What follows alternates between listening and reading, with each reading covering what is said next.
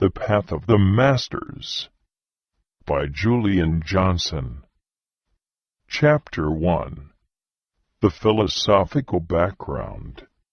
The Noble Birthright of Man. Judging purely from the trend of present-day events, noting the deep undercurrents of thought, religious, philosophical, scientific, it is the opinion of this writer that within 3 centuries from now the science of the masters will prevail over the whole world. Not, indeed, accepted by everyone or even a majority, but it will constitute the dominant stream of thought, and it will be generally acknowledged as the king of the sciences. By that time a high ethical standard of conduct will be adopted everywhere as a wholesome reaction from the present chaos in morals and standards.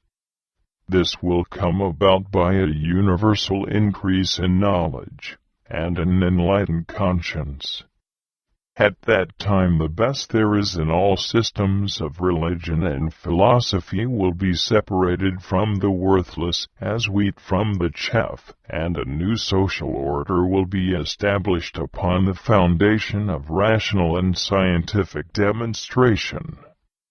As flowers and fruit adorn and glorify the plant, so upon this new intellectual, ethical and social foundation a great spiritual evolution will take place. This spiritual quickening will not be caused by the new social order, but will itself become the fountainhead of the new order. Spirituality is not the flower, or the fruit of ethics, and of social reconstruction, but sound ethics and a just social order are good soil out of which spirituality may spring up when vitalized by the showers of living water. It will be the function of the masters and their spiritual science to supply those living waters by connecting men with the audible life stream. This is the age of the intellect, but we are approaching the dawn of the age of the spirit. That spiritual evolution will then be explained in terms of the science of the masters. Is this a bold assumption? We think not. It is a rational calculation. This is the age of science, at least its beginning. For even science will merge its supreme glory in that age, when spirit shall be enthroned. Soul and intellect should sit side by side upon the throne of world empire. Theological speculation is dead, or is about to breathe its last. Even the most religious care but little for dogma and metaphysical dissertations. They are searching for reality, for something solid upon which to rest their tired feet. They are looking for reality in the realms of religion and the spiritual just as surely as they are looking for it in agriculture and trade. The scientific spirit must eventually lead mankind to adopt the scientific method in religion. And there is but one scientific method in religion. There never has been but one. There never can be but one. That is the method of nature, the method of the masters. There is but one universal God, and there has been but one way to approach him, and that is the method established by the Creator himself. This method cannot be altered or substituted by men. There will be congestions and fevers, when the blood streams of the nations will become impure. There will be years of stagnation, and decades of intense activity. There will be moments of wild delirium. There will be the dark days of war, and the bright periods of peace. There will be retrogression and advance, but the retrogression will be only seeming, only temporary. In reality, the world will move on slowly, but steadily, toward the new golden age. Of course, that new Sattuga is yet many millenniums distant. But the darkest days of this Kaldiga, the Iron Age, have already passed. We need not be discouraged if a few stormy years intervene, when sections of the world will be war-torn by the most violent social eruptions known to history. When these terrible days have passed, all nations, chastened, cleansed and reorganized, will return to sanity and will settle down to a more steady advance. Only by bitter experience can man learn the folly of fratricidal strife. It is utterly unthinkable that men will go on committing suicide by wholesale slaughter, even under the sway of mob psychology.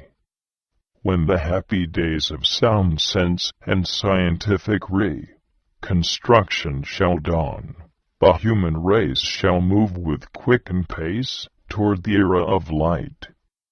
In that new civilization the spiritual science of the masters will be the guiding star. In truth this great science will be, and is now, the fountain source of all world civilization. Only the world doesn't know it, but this science will come into its own by a general recognition, when men shall become sufficiently awakened to profit by it. Nothing which is written here is to be construed as a prophecy. It is only an expression of the author's private convictions based upon a careful study of history and the obvious trend of present-day events. It is believed that these convictions are shared by a great number of men who have studied the situation. One thing we must not forget. The supreme will must prevail in world affairs. We need not worry. The whole world cannot go to the devil, because the Infinite One is guiding its destinies. Nations and individuals are still rushing about trying to sell their birthright for a mess of pottage. They are so eager to achieve sense gratification. They know not their true inheritance. They go on digging in the earth for worms, when gold and diamonds lie under their doorsteps. Man has not yet arrived on his planet, although he thinks he has. That being which imagines himself man, builds houses, and writes books, is only man in the process of becoming. That being who goes about calling himself Homo sapiens is only a suggestion, a promise of what is to come.